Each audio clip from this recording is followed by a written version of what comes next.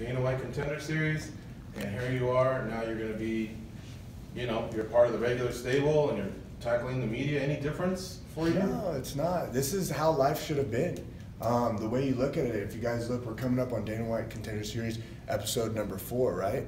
Week number 4. Which one did I fight on last time? Episode number 4, week number 4. This is all planned out. This is, I guess, God's plan towards me. I've been blessed throughout this whole trip. Do you like?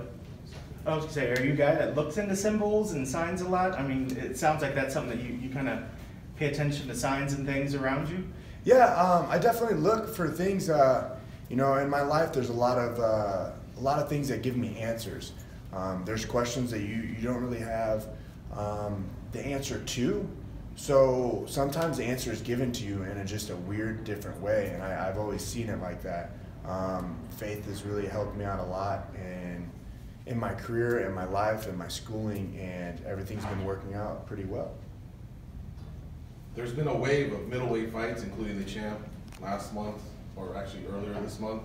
And then, of course, in the next coming weeks, there's a lot of middleweight action going on. Do you like being on that timeline? Do you ever look to purposely fight when the contenders are fighting, just so that you're part of that, you know, not getting overlapped? Now that fighters only fight 2 times a year, it seems like.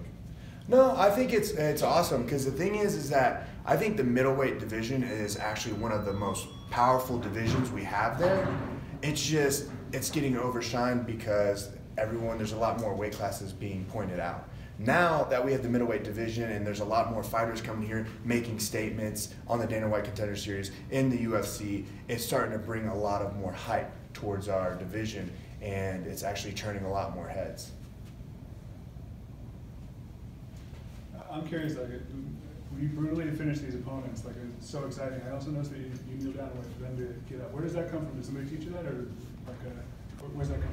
Well, that comes from just being me. 100% at the end of the day, like, this is a business. This is a fight game. This is what we do. But at the same time, I don't want to cause pain towards another person, and I just took something from them.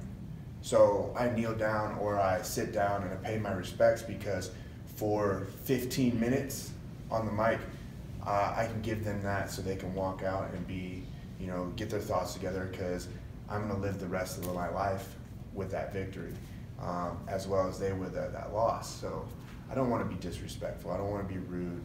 Everybody comes out here and bashes people and bashes their name, and what's the purpose? You know, this person's a fighter. This person's a human being.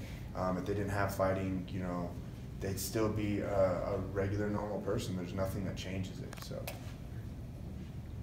Are you the kind of guy that watches tape on an opponent, breaks that opponent down, and if so, or if not, break your opponent down for us? Tell him where he's dangerous. Oh, I don't look at any tape. I may have watched it one time, but I have coaches in my corner that's what they love to do. I watch tape on everyone else, on fights that happen, fights that are happening in the Dana White Contender Series. I look and research on other fighters' different styles, but when it comes to my opponent, I don't really care. Because at the end of the day, you know, everybody has a plan until you get punched in the face, and that's the most accurate statement. If you all looked at my last fight and Darren Stewart, you know, we had a game plan, but I said, forget about it, why not? This one, it's the same thing. I'm gonna go in there and find out where he doesn't wanna be, and he's gonna show that within the first 30 seconds. So when you're watching this tape, it's more to just see what styles are happening, what people are doing in mixed martial arts, just to kind of see what people are out there doing? Yeah, to watch tape, I love fighting. This is my life. This is who I am. This is where I want to be. And with that being said, watching film is part of my job. Watching fighters, seeing what they do, seeing, like you said, their style, but also seeing, you know, heart. I want to see what someone does with that when they're down 1-1 and they're in the 3rd period and they need something big.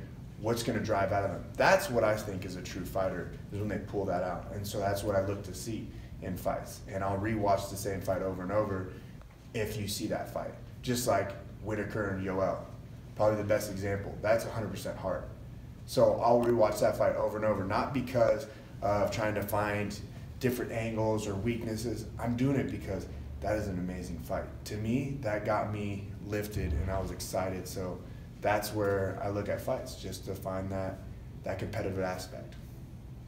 I may be way ahead of you here, but do you ever look to be the first fighter coming out of Dana White Contender Series to win a title? Much like Forrest and Rashad and some of those guys, you know, they're those trivia answers to the trivia questions of like, who came out of tough and became world champ? No, that would be amazing. If you actually walk up the stairs over here, it says contenders become champions, become legends. And that's speaking to me as I walk up the stairs every day to do my practice. So yeah, that's my goal, is to be the #1 out of Dana White's Tuesday Night Contender Series. It's how I began, it's how I was created, and I'm gonna bring that with me and we're gonna take it to the top.